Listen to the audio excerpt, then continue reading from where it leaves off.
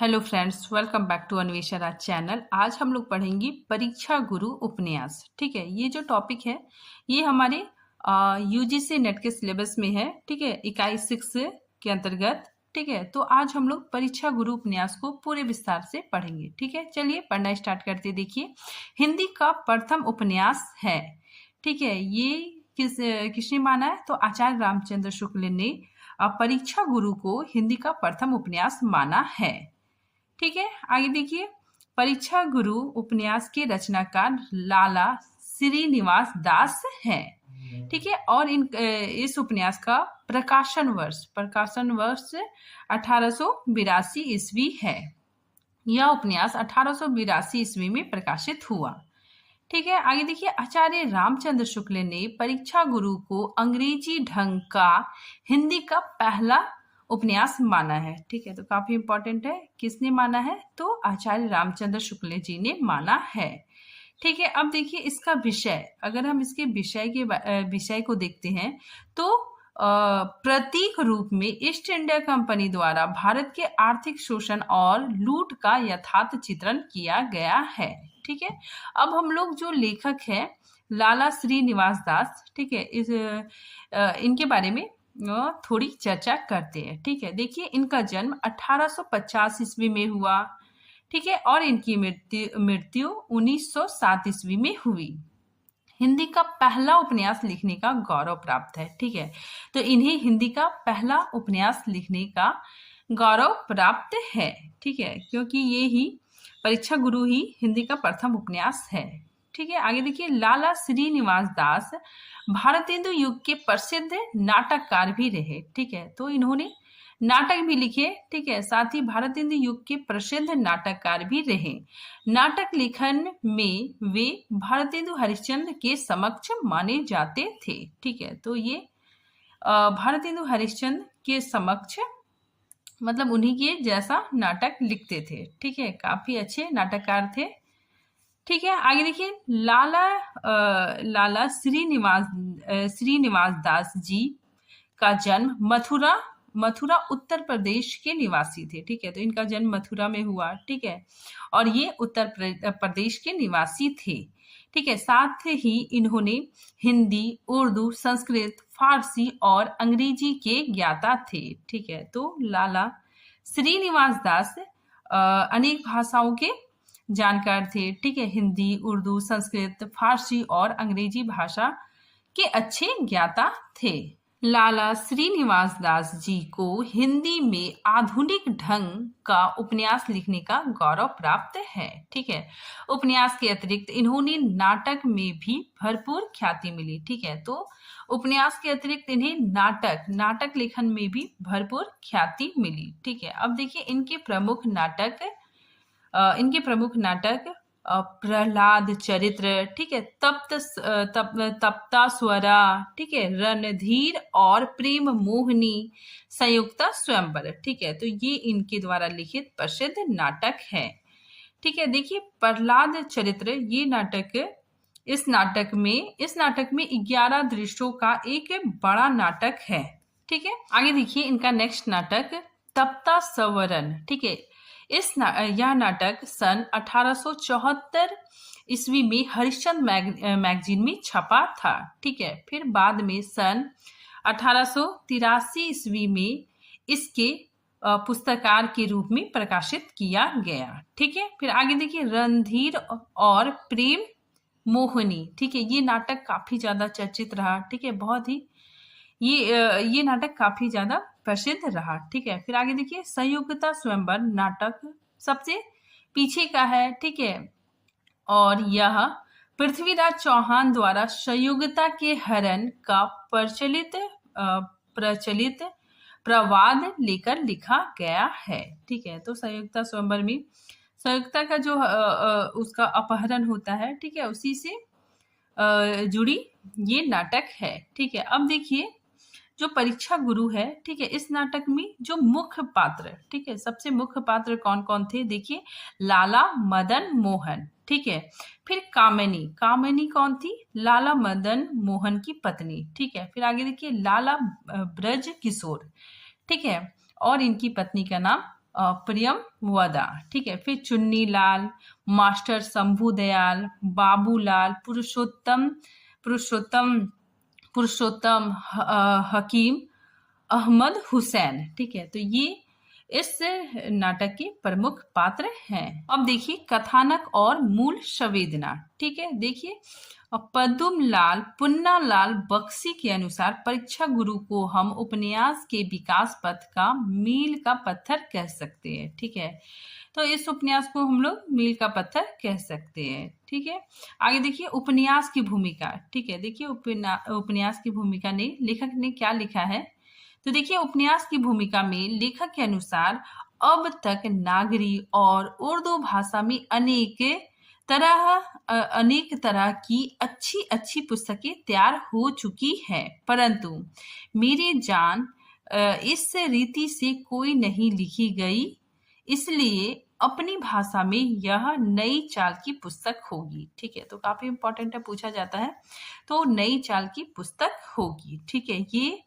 ये जो कोटेशन है ये लेखक ने उपन्यास की भूमिका में लिखी है, ठीक है। आगे परीक्षा गुरु, ठीक है। ये जो उपन्यास है, ठीक है। तो परीक्षा गुरु उपन्यास में दिल्ली के एक बिगड़े रईस लाला मदन मोहन के और उसके उद्धार की कहानी है, ठीक है। चलिए अब हम लोग देखते हैं परीक्षा गुरु उपन्यास की समीक्षा, ठीक है। देखिए यह उपन्यास दिल्ली में रहने वाले एक कारोबारी और साहूकार लाला मदन मोहन पर केंद्रित है, ठीक है। जो कि एक संपन्न व्यक्ति है और पश्चिमी सभ्यता के ऊपर बेहद मोहित है, ठीक है। इसी चक्कर में पड़कर वह अपव्यय करता है, ठीक है। मतलब फिजूल खर्ची करता है और कई संकटों में फंस जाता है। लाला मदन मोहन के कई मित्र उन्हें गलत मार्ग की ओर ले जाते हैं, ठीक है। कई तरह के गलत मार्ग का रास्ता उसको दिखलाते हैं, ठीक है। तो जो अच्छे दोस्त नहीं होते हैं, ठीक है, वो लाला मदन मोहन को गलत मार्ग का रास्ता दिखलाते हैं, ठीक है। जैसे फिजूल खर्ची, शराब, जुआ आदि। केवल ब्रज किशोर ही लाला मदन मोहन को अवनति के मार्ग से बाहर का रास्ता दिखलाता है, ठीक है। मतलब यहाँ कहा जा रहा है कि ब्रज मोहन ही है, ठीक है, जो मदन मोहन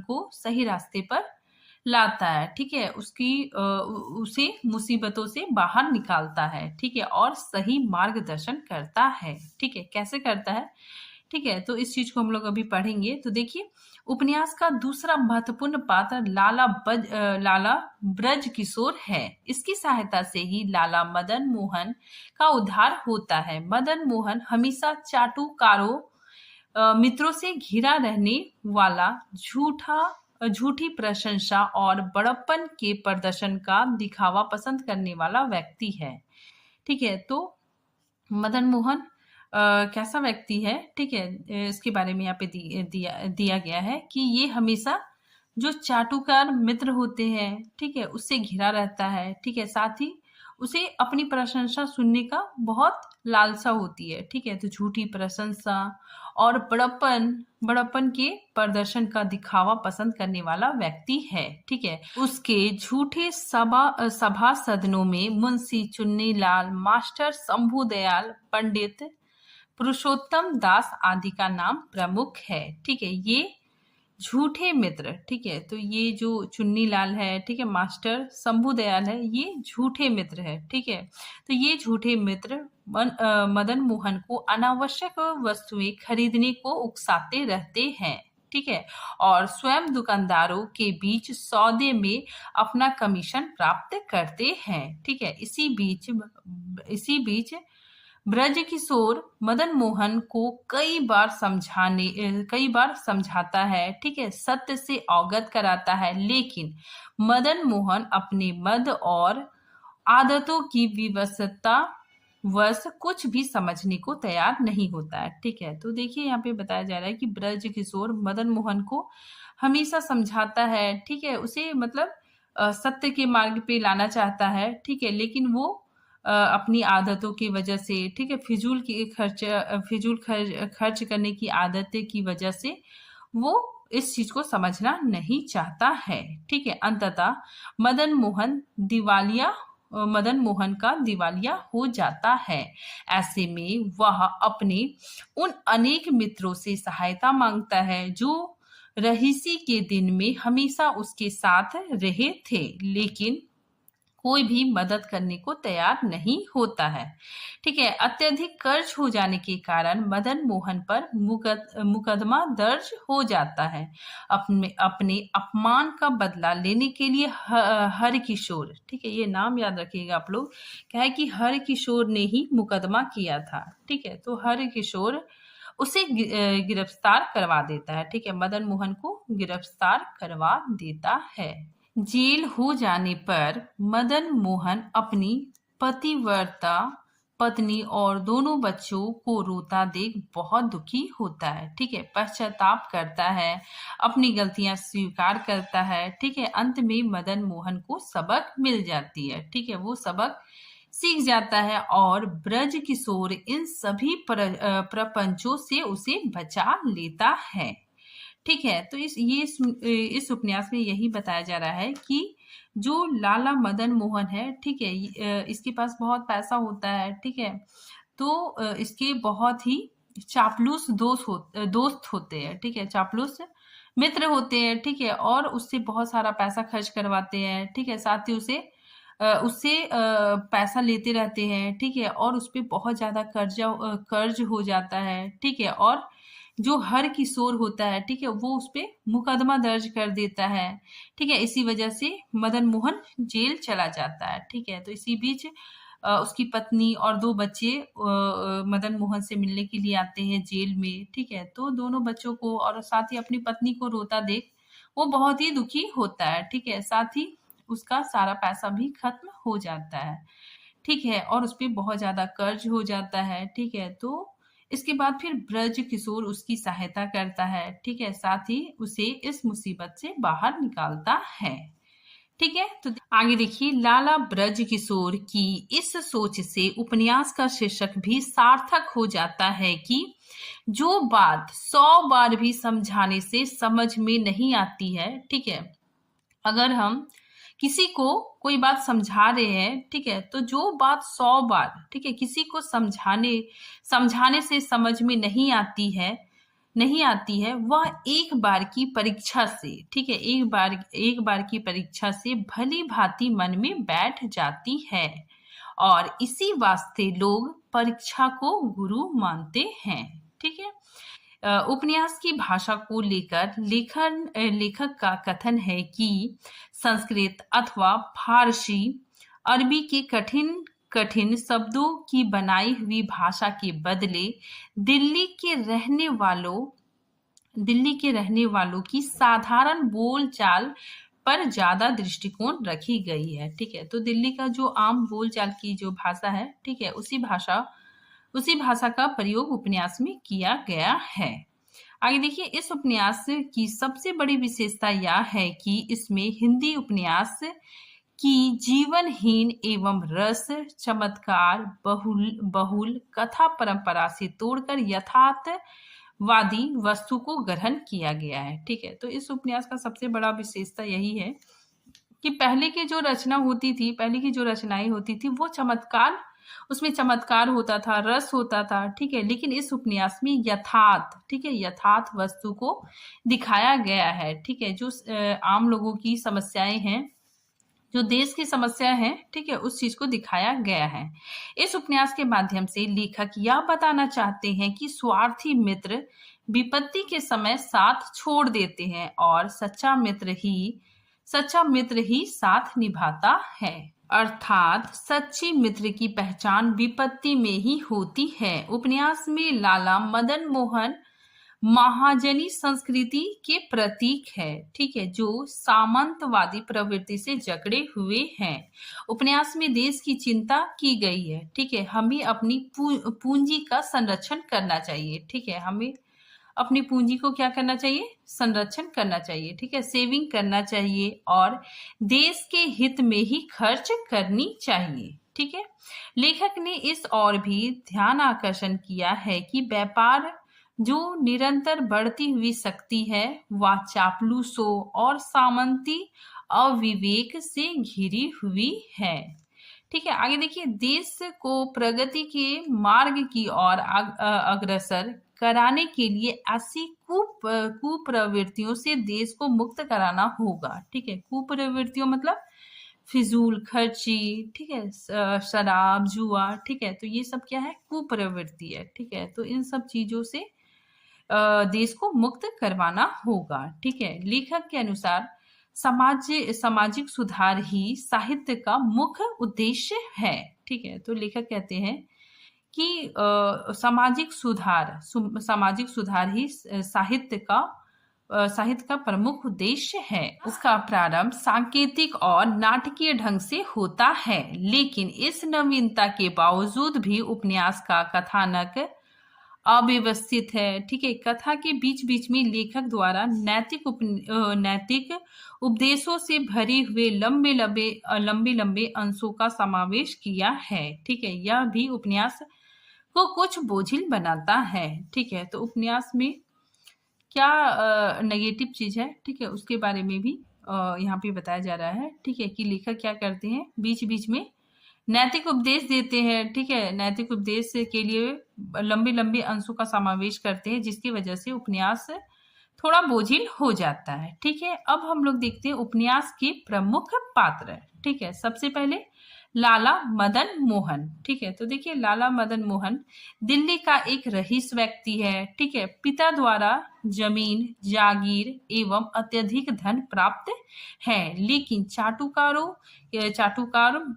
चाटुकारों की संगति में सब कुछ गंवा बैठता है। ठीक है, तो इसके जो मित्र होते हैं, ठीक है, वो बहुत स्वार्थी होते हैं। ठीक है, तो चाटुकारों की संगति में सब कुछ गंवा बैठता है।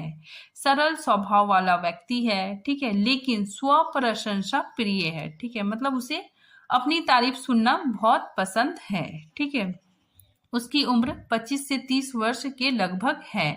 दुनिया की रीति नीति से अनजान युवक के रूप में चित्रण है। ठीक है, तो लाला मदन मोहन, ठीक है, ये मतलब थोड़ा सीधा आदमी है। ठीक है, मतलब दुनियादारी या फिर लोगों का जो स्वार्थ होता है, ठीक है, उस चीज को समझ नहीं पाता है। लाला मदन मोहन लोगों की चालों को समझ नहीं पाता है। ठीक है, आगे लाला ब्रज किशोर, ठीक है, एक ईमानदार एवं स्वाभिमानी व्यक्ति। ठीक है, साथ ही मदन मोहन का सच्चा मित्र, मदन मोहन का सच्चा हितैषी, क्योंकि मदन मोहन के पिता ने अध्ययन हेतु, ठीक है, उसकी पढ़ाई के लिए, ठीक है, तो अध्ययन हेतु बहुत मदद की थी। पेशे से वकील है। ठीक है, तो पेशे से वकील, ज्ञानी और उपदेशक की प्रवृत्ति वाले व्यक्ति है। ठीक है, आगे देखिए, मुंशी चुन्नीलाल अत्यधिक चालाक एवं अवसरवादी व्यक्ति है। ये पहले ब्रज किशोर के यहाँ 10 रुपए महीने में नौकर था। ठीक है, तो काफी इंपॉर्टेंट है। जो मुंशी चुन्नीलाल है वो पहले ब्रज किशोर के यहाँ 10 रुपए महीने के नौकर था। ठीक है, सदैव मदन मोहन की चापलूसी करना एवं अपना स्वार्थ साधना इसकी प्रवृत्ति है। मास्टर शंभू दयाल, ठीक है, देखिए, मदन मोहन को अंग्रेजी पढ़ाने के लिए नौकर के रूप में कार्य करता था। ठीक है, लेकिन बाद में उसकी हाँ में हाँ मिलाने वाली सदों में शामिल हो गया। ठीक है, साथ ही यह स्वार्थी और अवसरवादी है। ठीक है, फिर आगे देखिए, पंडित पुरुषोत्तम दास, ये बचपन से ही मदन मोहन के पास आते जाते थे और उनसे इच्छानुसार लाभ प्राप्त करते थे। मदन मोहन को प्रसन्न रखने के लिए इन्होंने अपने चिड़ या फिर चिढ़ाने वाले नाम करेला की कर रखी थी। ठीक है, तो ये भी स्वार्थी मित्र था। ठीक है, साथ ही मदन मोहन से पैसे ऐंठता रहता था। ठीक है, आगे देखिए, बाबू बैजनाथ, ठीक है, देखिए, अंग्रेजी का जानकार, वह ईस्ट इंडिया रेलवे कंपनी में नौकर, स्वार्थी एवं अवसरवादी मित्र था। ठीक है, अब देखिए हरकिशोर, ठीक है, तो हरकिशोर काफी इंपॉर्टेंट है। देखिए, मदन मोहन के यहाँ सामान लाने, मजदूरी इत्यादि करने वाला स्वाभिमानी व्यक्ति था। ठीक है, साथ ही शत्रु प्रवृत्ति वाला था। ठीक है, मदन मोहन के पतन का सूत्रधार यही था, क्योंकि लाला मदन मोहन से बैर हो जाने के कारण सभी व्यापारियों को भड़काकर लाला मदन मोहन पर मुकदमा करवाता है। ठीक है, तो यही हरकिशोर क्या करता है कि सभी व्यापारियों को भड़का देता है। ठीक है, और मदन मोहन पर मुकदमा करता है। ठीक है, और इसके अतिरिक्त अन्य पात्र मिस्टर रसाल, ठीक है, मिस्टर ब्राइट, हरगोविंद, लाला जवाहर लाल, ठीक है, लाला हरदयाल, हकीम अहमद हुसैन, ठीक है, बिहारी बाबू, जग जीवन दास, ठीक है, आगाह संजान, निहाल चंद्र मोदी, हीरा लाल उपन्यास के अन्य पात्र है। ठीक है, तो ये सारे पात्र अन्य पात्र हैं। ठीक है, अब हम लोग देखते हैं महत्वपूर्ण कथन। ठीक है, तो इसमें किस किस ने क्या कथन कहा है। ठीक है, तो हम लोग महत्वपूर्ण कथन को देखते हैं। ठीक है, तो देखिए, लाला मदन मोहन द्वारा कहा गया कथन है, प्रीति के बराबर संसार में कौन सा पदार्थ है। ठीक है, तो ये कथन मदन मोहन के द्वारा कहा गया। ठीक है, फिर नेक्स्ट देखिए, ये कथन भी लाला मदन मोहन द्वारा कहा गया है कि जो लोग फायदा उठाकर इस समय मेरा साथ दे उसको भी मैं कुछ बुरा नहीं समझता, क्योंकि जिन पर मुझको बड़ा विश्वास था वह अधर धार में छोड़कर चले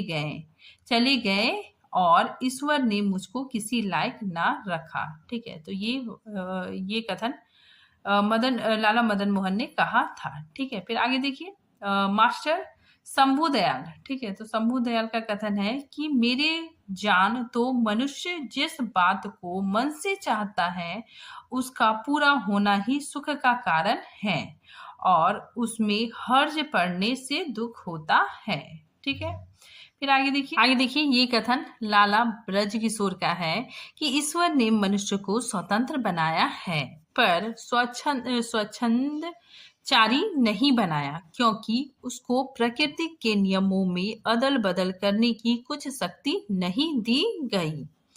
ठीक है, आगे देखिए, ये कथन भी लाला ब्रजकिशोर का है कि वर्तमान समय के अनुसार सबके फायदे की बातों पर सत्य, शास्त्र और शिष्टाचार की एकता से बर्ताव करना सच्ची स्वतंत्रता है। ठीक है, तो ये कथन लाला ब्रजकिशोर का है। ये कथन भी लाला ब्रजकिशोर द्वारा है कि आदमी की पहचान जाहिरी बातों से नहीं, ठीक है, आदमी की पहचान बातों से नहीं होती, उसके बर्ताव से होती है। ठीक है, आगे देखिए, एक परमाणिक मनुष्य परमेश्वर को सर्वोत्कृष्ट रचना है। ठीक है, फिर आगे देखिए, सावधानी आदमी की दृढ़ बुद्धि को कहते हैं। ठीक है, तो ये कथन लाला ब्रजकिशोर का है। ठीक है, आगे देखिए, ये काफी इंपॉर्टेंट है। ठीक है, तो ये कथन भी लाला ब्रजकिशोर का है कि अफवाह वह भयानक वस्तु है जिससे बहुत से निर्दोष दूषित बन जाते हैं। ये कथन भी ब्रजकिशोर का है कि अनुचित कर्म से आत्मग्लानि और उचित कर्म से आत्म प्रसाद बिना स्वार्थ नहीं रहता। ठीक है, शतरंज के खेल में दोनों खिलाड़ियों को अपनी मर्जी मुजन चाल हुए चलने की स्वतंत्रता दी गई है, परंतु वह लोग घोड़े को हाथी की चाल या हाथी को घोड़े की चाल नहीं चला सकते। ठीक है, फिर आगे देखिए, ये कथन भी लाला ब्रजकिशोर का है कि दूसरों की बातों में आकर अपना कर्तव्य भूलना बहुत बड़ी भूल है। ठीक है, काफी इंपॉर्टेंट है। ठीक है, ये कथन लाला ब्रजकिशोर द्वारा कहा गया है कि दूसरों की बातों में आकर अपना कर्तव्य भूलना बड़ी भूल की बात है। ये कथन मुंशी चुन्नी लाल द्वारा कहा गया है कि सुख दुख तो बहुधा आदमी की मानसिक वृत्तियों और शरीर की शक्ति के अधीन है।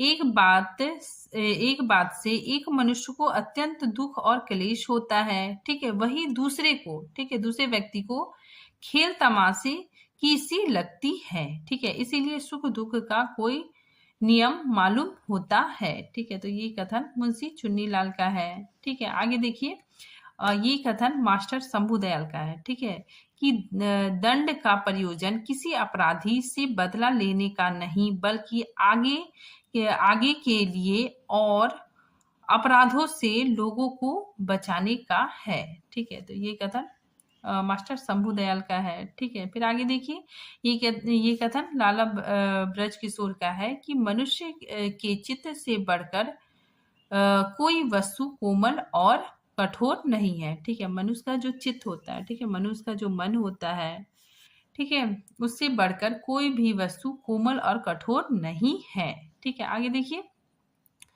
ये कथन भी उपन्यास में आया है कि आदत की यह सामर्थ्य है कि वह मनुष्य की इच्छा ना होने पर भी अपनी इच्छा अनुसार काम करवा लेती है। धोखा देकर मन पर अधिकार कर लेती है, ठीक है। मतलब यहाँ पे आदत के विषय में बात कही गई है कि मनुष्य की इच्छा नहीं है, फिर भी अगर उसे आदत है तो आदत की वजह से आदत ही मनुष्य से वो काम करवा लेती है। यहाँ पे देखिए, जो प्रकरण 1 है, ठीक है, सौदागर की दुकान, ठीक है, उसमें ये कथन लॉर्ड चेस्टरफील्ड का है, ठीक है। इन्होंने कहा था कि चतुर मनुष्य को जितने खर्च में अच्छी प्रतिष्ठा अथवा धन मिल सकता है, ठीक है, मूर्ख को उससे अधिक खर्च करने पर भी कुछ नहीं मिलता, ठीक है, काफी इंपॉर्टेंट है। फिर देखिए, मिस्टर ब्राइट ने कहा था कि बलायत की सब उन्नति का मूल लॉर्ड बेकन की यह नीति है कि केवल विचार में मकड़ी के जाल ना बनाओ, आप परीक्षा करके हर एक पदार्थ का स्वभाव जानो, ठीक है। तो इसमें लॉर्ड बेकन की नीति है, ठीक है, ये क्या है, लॉर्ड बेकन की नीति है, लेकिन किसने कहा था, मिस्टर ब्राइट ने कहा था। कि परीक्षा गुरु उपन्यास में 41 प्रकरण में विभक्त है, ठीक है। तो इसमें कुल 41 प्रकरण है, ठीक है, और प्रकरणों से भी प्रश्न आते हैं, तो हम लोग प्रकरणों को देखेंगे, ठीक है। सबसे पहले प्रकरण 1, ठीक है, इसमें सौदागर की दुकान है, ठीक है। प्रकरण 2 में अकाल में अधिक मास, प्रकरण 3 संगति का फल, ठीक है। प्रकरण 4 मित्र मिलाप, प्रकरण 5 विषयासक्त, प्रकरण 6 भली बुरी की पहचान, ठीक है। प्रकरण 7 सावधानी होशियारी, ठीक है। फिर देखिए प्रकरण 8 सब में हाँ, फिर प्रकरण 9 सभासद, ठीक है। फिर देखिए प्रकरण 10 प्रबंध इंतजाम, फिर देखिए प्रकरण 11, ठीक है, ये पूछा गया था, प्रकरण 11 सजनता, ठीक है। फिर देखिए प्रकरण 12 सुख दुख, फिर प्रकरण 13 बिगाड़ का मूल विवाद, ठीक है। प्रकरण 14 पत्र व्यवहार, और फिर प्रकरण 15 प्रिया अथवा प्रिया, प्रकरण 16 सुरा, ठीक है, सुरा या शराब, ठीक है। प्रकरण 17 स्वतंत्रता एवं स्वच्छंद चार, ठीक है। फिर प्रकरण 18 क्षमा, ठीक है। तो ये सब देख लीजिए, ये सारे प्रकरण है, ठीक है। तो प्रकरण से भी क्वेश्चन पूछा जाता है, ठीक है। तो आप लोग ये प्रकरण याद रखिएगा, ठीक है, काफी इंपॉर्टेंट है। तो यहाँ पे देखिए ये सारे प्रकरण आप लोग याद रखिएगा, ठीक है।